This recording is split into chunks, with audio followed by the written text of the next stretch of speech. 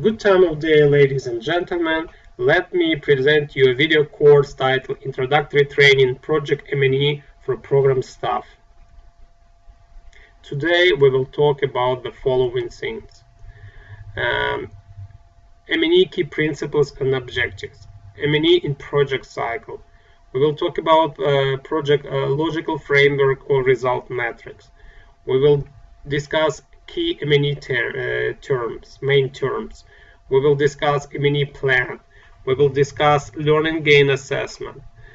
We will talk how to collect M&E data. And we will talk about M&E resources and examples. M&E key principles. This is adapted from American Evaluation Association.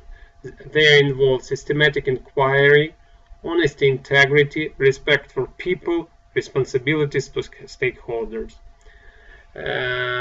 Systematic inquiry means that staff must conduct site-based inquiries that gather both quantitative and qualitative data in a systematic and high-quality manner. Honesty and integrity means that staff must display honesty and integrity in their own behavior and contribute to the honesty and integrity of the entire M&E business process. Respect for people means that staff respect their security, dignity, and self-worth of respondents, program participants, clients, and other M&E stakeholders. Responsibilities to stakeholders means that staff members articulate and take into account the diversity of different stakeholders' interests and values that are relevant to project M&E activities. As part of the M&E system at IOM Ukraine, we have developed M&E guidelines. Here you see a short presentation of the objectives of IOM Ukraine M&E system. So it aims to monitor and evaluate results and impact of IOM Ukraine activity. It aims to enhance organizational learning and quality improvement. It serves to provide a basis for decision making. It documents feedback and disseminates results and lessons learned.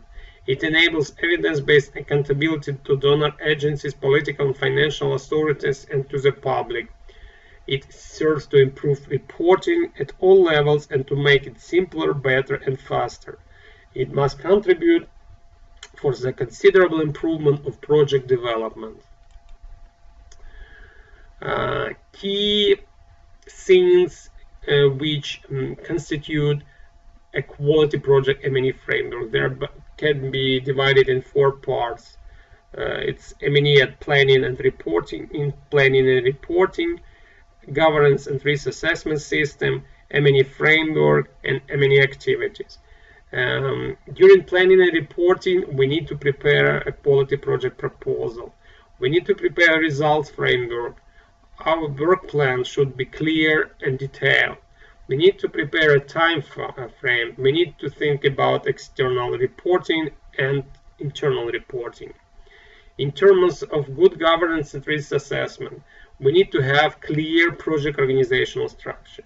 We need to have a working and steering committee or other coordinational bodies. We need to have our risk assessed and stated in the matrix. M&E framework. They usually consist of the M&E component, a narrative description in the project proposal. It's the foundation for it is a quality M&E plan. We need to develop a learning evaluation framework, particularly for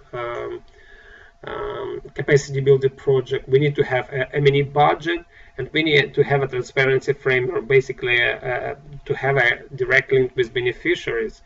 Which can be, for example, complaint system, a complaint hotline. We also need to have M&E activities, which may include baseline evaluation, needs assessment, preparing feedback and collecting feedback form, pre-post testing. We need to have interim evaluation, final evaluation, or impact evaluation. There is a presentation of M&E activities in the project cycle. They usually consist of three important steps, which are initial assessment and planning. After this, the project starts. In the middle of project, we have implementation, monitoring, and at the end of the project, we may have project evaluation. So during the initial assessment, we may conduct initial needs assessment. During the planning stage, we can prepare good project design, which will include log framing and budget.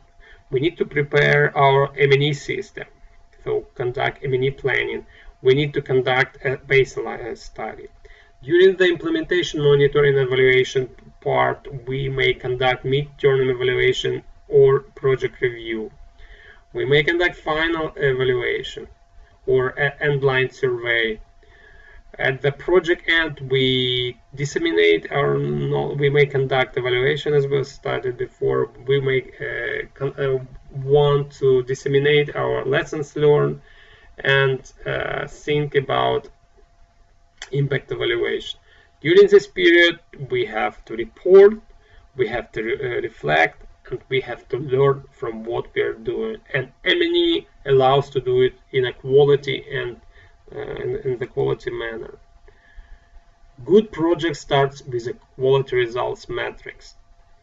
Well, this cartoon says that of course we will make a decision once we have considered the 5,000 and something factors. Well, it's not about 5,000 factors, but a lot of factors needs to be considered before the project can start. IOM results matrix, sometimes called project logical framework. It usually has vertical logic with activities, outputs, outcomes, objectives, and horizontal logic with results, indicator based on assumptions. Let us see the both logics. For each level of the intervention logic, if results are delivered and assumptions hold true, then our activities lead to outputs. If outputs are delivered and assumptions are true, that our project can contribute to its outcome. And if outcomes are true and assumptions are true, our project may contribute to our general objective. So in terms of vertical logic, let us consider in detail key results statements. Activity, I think it's clear. It's the coordination, technical assistance, training, production, delivery, transportation, other tasks that are organized and executed under the project. Output, these are intended changes in skills or abilities of beneficiaries or the availability of goods or services as a result of project activities. Outcome, these are the intended change in institutional performance, individual or group behavior or attitudes or the political, economical, or social position of beneficiaries. And objective, these are the most significant realistic goal to which the project can contribute. When speaking of results, we may say that objective, these are results with which the project is concerned, so we have to aim to achieve it. However, at the level of outcomes, these are the results which the project can influence, both by project team, those basically it's a responsibility both of the project team and the project key stakeholder, for example, beneficiaries. And outputs result statements. This is the results which the project can control, so the project team bears direct responsibility for achieving the project results.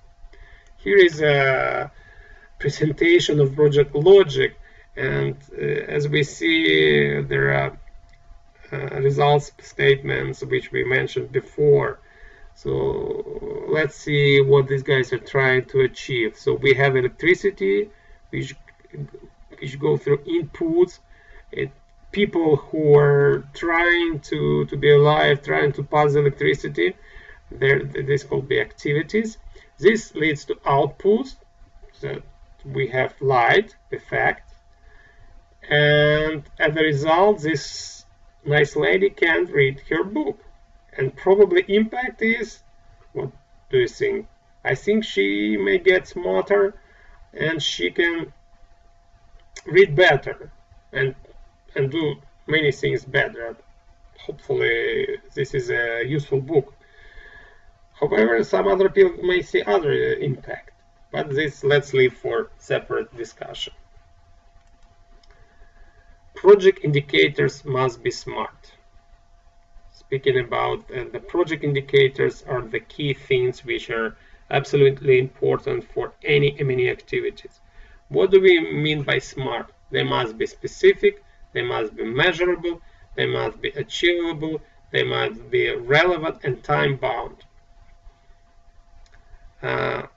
Does the indicator capture the essence of the desired results? This is specific. Measurable. Are changes objectively verifiable? Is the indicator a reliable and clear measure of the results? Achievable. Will the indicators require no more than a reasonable amount of time, effort, and money to gather and analyze the necessary data? Are targets realistic? Relevant. Is the indicator plausibly associated with the results? Time-bound. Is it clear from the statement that the result will be achieved with the time frame available for project implementation? Types of indicators. We have three main types of indicators: quantitative, qualitative, and binary. Qualitative indicator answers the question how long, how many, how often, how much. In other words, they try to assess a measurable change. They try to show measurable change. This may be absolute figures, this may be frequency, ratio, rate, variance. Qualitative, they're very subjective, meaning that they observe some change. This is more changes in awareness, in attitudes, in satisfaction, and other things. We also have binary indicators, which basically answers the question yes or no, and usually used at output level. Do we have this or not? Do we have this system in place or not? Let me give you a few examples. Results framework at the objective level, the highest level of project logic. Objective stated, this is what the operation will do, what it seeks to achieve. It aims to achieve improved access to justice for all migrants in Ukraine, and particularly women and accompanied children. So let's see. It's a our indicator is a percentage of migrants by sex, age, seeking reparations through national justice system. So in our baseline is divided by sex, 30% female, 25 male, and by age, 3% under the age of 18 years. Our target is 50% of female and 50% of male, and by age 10% under the age of 18 years. The second indicator is a percentage of migrants who have sought reparations through the national justice system and are satisfied that their complaints were adjudicated fairly. So our baseline is basically 0, and our target percentage of migrants is 55. At the outcome level, which are the improved national legal and regulatory framework facilitate the protection of migrants with special provision for migrant women and accompanied children. Our indicator is a number of new laws or legislative amendments that have been passed to protect the rights of migrants, in particular migrant women and accompanied children. Our baseline, no new laws or legislative amendments. Our target, 1 new law or 5 legislative amendments.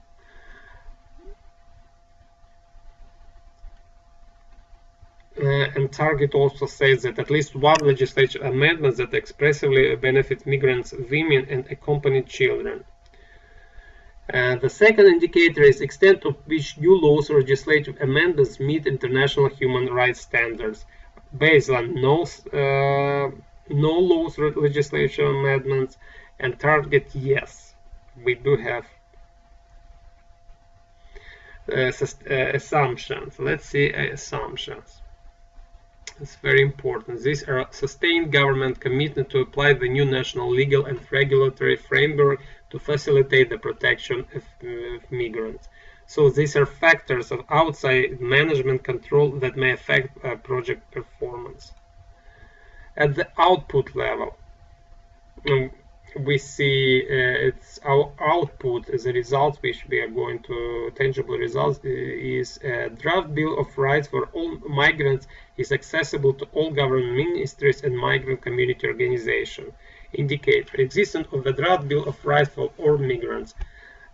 No, yes. You see, it's a binary indicator.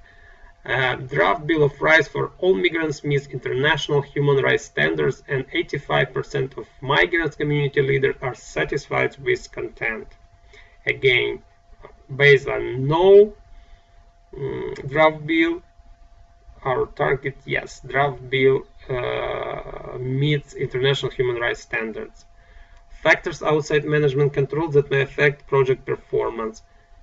Our assumption, we assume that inter-agency working group participant advocate for the draft bill of rights among their respective constituencies. Here, as we see at the activities level, we do not have targets. However, we do have assumptions. Now let's talk about key monitoring and evaluation terms, definitions. Monitoring, a continuing process of collection and analyzing data to compare how well a project, program, or policy is being implemented against expected results. Evaluation, the systematic and objective assessment of an ongoing or completed project, program, or policy, its design, implementation, and results. Review, an assessment of the performance of an intervention periodically or on an ad hoc basis.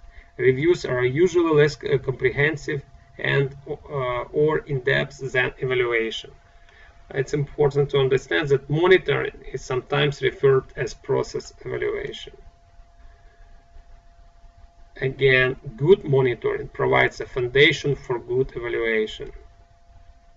Let's see key differences between monitoring and evaluation. Monitoring keeps tracks of daily activities on a continuous basis. Monitoring access policy, rules, strategies. Monitor looks at production of outputs, results, outcomes. Monitor focuses on transformation of inputs into outputs. Monitor concentrates on planned project elements. And monitor reports on implementation progress. Evaluation is periodically examines project relevance, performance, and impact.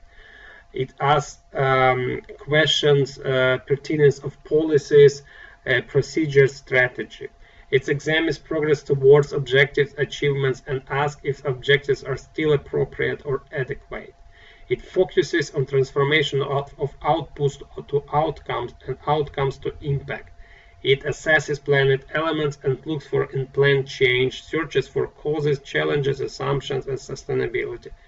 Evaluation also checks on progress and seeks to identify lessons learned. So basically, monitoring provides us with data, what's going on with the project, whether we are on track. Evaluation is more ad hoc, analytical exercise to ask the key question, so what? So what are our lessons learned? What can be changed? What should be planned? Monitoring and evaluation pipeline. As we said, monitoring is mostly process evaluation, and evaluation is effectiveness evaluation. So again, we have this results statements, which are inputs, outputs, output, impact. At the input level, we monitor our resources, staff, funds, material, facilities, supplies, training. At the outputs level, we monitor the availability of not-food items. For example, if we distributed them, we check how many people were trained, what kind of new services we provided to our beneficiaries, how our beneficiaries improve their knowledge of ICT legislation. At the outcomes level, we look for short-term and intermediate effects, change in behavior, change in institutional performance, legal frameworks, new legal framework, increase in support. At the impact, there are usually very few. We look for long-term effects. These are changes in irregular migration trends, level of discrimination, whether it's decreased or increased, change in social norms, economic impacts.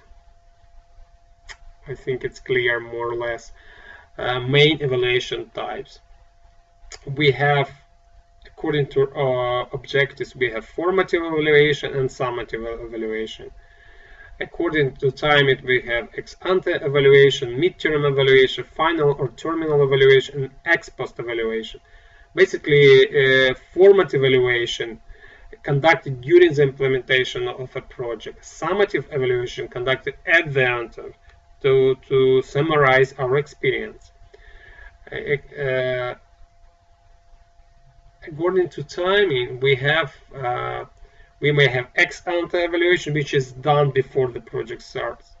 We have midterm evaluation, which is conducted during the middle of the project. We have final or terminal evaluation, which is carried at the end of the project or a program. And we have ex-post evaluation. It's done of some time after the project's end, often focusing on impact and sustainability. So basically, you may see here a line graph representing at what point in the life cycle our evaluation normally conducted. Ex-ante, baseline before the project starts, midterm evaluation, final evaluation, and ex-post evaluation under the end of the project. According to the entity conducting it, we may have internal evaluation, which is conducted by a dedicated unit within the organization, which may be divided into independent internal evaluation conducted by a dedicated unit like the M&E unit.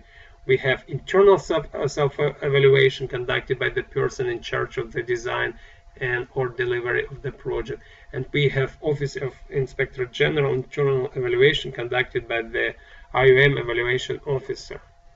External evaluations, they are conducted by external parties. This may be a consultant or a firm, but our donors can recommend evaluators.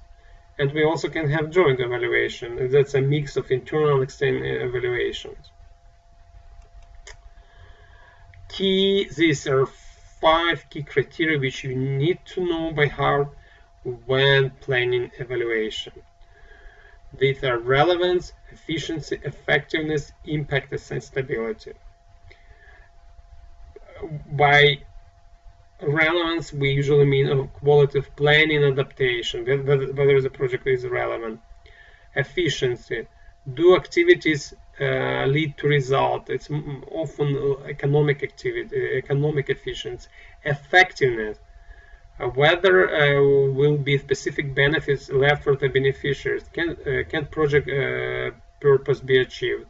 Impact, will there be an effect for the wider environment of the project? Sustainability, enduring benefits after the end of project in the context of the stated objectives. Please remember that good evaluation involves the triangulation method, which facilitates validation of data through cross-verification from more than 2 sources. In order to kind of avoid any problems with the project design with the evaluation design, we need to use data at least or methods at least from 3 sources. This is called the triangulation method. M&E plan is a key document to plan your M&E activities. Well, there are different formats for the M&E plan, but usually it's information is copied from your project log frame with goal, outcomes, indicator, and options, etc. It usually has a column with indicator definition. It also have a column with data collection method sources. We also have a frequency and schedule of column. We have to state who is responsible for evaluation, and we also have information use audience column. The data from this is usually entered in the at least in IOM format. It's entered into the progress achieved compared to indicator in the results matrix. It's built on the project log frame, but there are two key columns added: progress made during the reporting period and cumulative progress. I think it's self-explanatory, but important to provide clear qualitative and quantitative data here. Okay, there is another example of M&E plan which is combined with the results achieved. It's basically the same with goals, objectives, and results statement. The columns are the same with baseline, targets, data source, data collection methods, how you will collect your data, who will do it, etc. However, here you have a column with results statement. So each year you can enter results here, there, and there. That's another way how your data can be collected. Important to remember that we need to evaluate all learning events we conduct, or capacity building events need to be assessed. It's built on the Donald Kirkpatrick's evaluation model, which involves level 1 reaction, level 2 learning, level 3 behavior training transfer, level 4 results, and level 5 return on investment. At the level 1 reaction, we ask, did the participant like the training? What do they plan to do with what they learned? It's done usually through event satisfaction form. At level 2 learning, we ask what skills, knowledge, or attitudes changes after the training, by how much. This, for example, can be done through pre-post testing. At level 3, we ask what kind of behavior training transfer happened. This can be we can ask question: did the participant change their behavior on the job based on what they learned? Level 4 results: did the change in behavior positively affect the organization? Well, we can, for this 3 and 4 level, we can conduct a behavior results evaluation. And on the 5th level, we have the return on investment. Was the training worth the cost? Learning events evaluation. So how we conduct learning events? We conduct through learning events feedback forms, for example, pre-post test, retrospective pre-post self-assessment, training impact evaluation. As we said, it all recommended for formal training events. Learning event feedback forms, they assess satisfaction with the training event, content, material, trainers. Pre-post testing assesses participant knowledge at the start and at the end of training. Retrospective pre-post self-assessment is recommended for small-scale training events. So participants have an opportunity to assess what they knew before the event and after the event. And training impact evaluation assesses training impact on participants' behavior and work results. Please also remember that project managers' monthly reports is the key internal monitoring tools. We have instruction how to prepare it. Please do not forget to preparing it on time and provide all the necessary data. Tools, just few tools which are used by IOM Ukraine. Well, we conduct, as we mentioned, learning event feedback forms. We can collect learning event feedback forms. We conduct pre-post testing. We conduct surveys, focus groups interviews. We use progress achieved results metrics. We conduct self-evaluation, project reviews. We also have Regional Office Vienna M&E Toolkit, as well as other tools. Regional Office Vienna M&E tool is built on the ROM, result-oriented monitoring framework demanded by European Union for external evaluation. Please use it when conducting evaluation events. It includes all kinds of templates for preparing, for example, evaluation QR for the consultants to lead the evaluation. We have tools and we have an evaluation report. M&E data collection method. Its key tools used depending on needs. It's important to remember that basic statistics easy to collect. It must be participatory.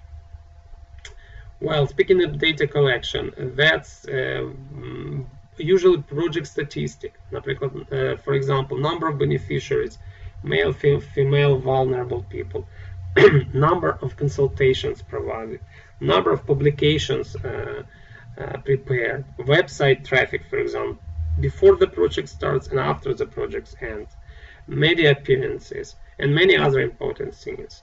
We collect data through case studies, focus group interviews, observations, surveys, and document reviews, and many other ways. When you choose data collection methodology, it's important to understand several things. Whatever the methodology for collecting data is used, it should produce reliable data. Data must be valid. The method provides a reasonable basis for a conclusion about the evaluation's question. Data must be reliable. The measurement the measurement procedure yields the same results if applied repeatedly. Triangulation method. Applying the same measurement procedure to 3 or more different sources to obtain data that can be compared for similarity. One of the most commonly used techniques for determining the reliability of data. Please don't forget that we have key M&E resources, M&E guidelines, both worldwide and locally in Ukraine. We have IOM evaluation guidelines, we have IOM project handbook, we have handbook on performance indicator for counter trafficking projects. We have also here in Ukraine we have M&E resources like IOM Ukraine monitoring and evaluation guidelines, M&E mechanism for Migration House Department. We also have a glossary of terms on monitoring and evaluation developed by the Ukrainian Evaluation Association with support of IOM members. M&E unit. A few words about our unit. It's what main responsibility? A broad M&E framework for each project is developed, reviewed by M&E specialists in close cooperation with project managers. All subcontracted parties are obliged to adhere to IOM M&E guidelines to the extent possible and as their capacity allows for, which is monitored by project managers and job partners with support of M&E specialists. In 2015, we conducted IOM Ukraine M&E framework assessment and prepare a set of recommendations. Here is just some key recommendations which are important to mention. So we think the project should aim to have quality M&E frameworks. All projects have to aim for this. For example, resources for M&E budgeted and key M&E activities planned. Quality log frame and M&E plans are the basis for quality projects. The implemented projects should be evaluated if feasible. Other M&E exercises should be planned as well: baseline, rapid assessment, interim evaluation, etc. Training events should be assessed during study visits. Through feedback training events should be assessed including study visits through feedback forms, pre-post testing, implementation plans, impact and results evaluation. Thematic evaluation should be regularly conducted, particularly for IOM program specific areas of activities. Just few examples of M&E project frameworks. Let's say project number 1. Before the project starts, we conduct needs assessment. After the project starts, we conduct baseline evaluation. As the project develops, we conduct project monitoring through regular meeting of steering committee, beneficiary situation monitoring, internal and external reporting. At the middle of the project, we conduct independent midterm evaluation. We also conduct project monitoring after the evaluation. After the end of the project, we conduct independent final evaluation, beneficiary satisfaction surveys, and market impact assessment, for example, for emergency system project. In project number 2, example number 2, we may conduct rapid needs assessment. After the start of the project, we can conduct baseline evaluation. Again, project monitoring is done through steering committees, by gathering training feedback by conducting pre-post testing, field visits, and reporting internally, externally on project developments. We also plan internal midterm review conducted by project staff in the M&E unit. After the end of the project, we aim to conduct again internal. We lack the resources for external evaluation, final evaluation, which will involve stakeholder satisfaction survey and may include a national survey on a project topic. Example number 3 has no needs assessment. It has no baseline evaluation, though the project is regularly monitored through project coordination meetings, through training feedback form, study visit reports, complaints hotline. We have a complaint hotline for beneficiaries, and internal and external reporting. At the end of the project, we conduct final evaluation and impact evaluation. These are the few examples how the M&E frameworks can be built. Let me add that this video is based on the materials and experience from the IOM Ukraine's M&E Club sessions. Let me thank my colleagues from CBMM, CT, Emergency and Stabilization, and Operations Unit, as well as IOM Ukraine Senior Management Team for supporting and contributing to the work of the M&E Club. This presentation has been prepared by Vitaly Kuchinsky, M&E Specialist, with support from Hanna Koval, M&E Consultant. Thank you very much for your attention.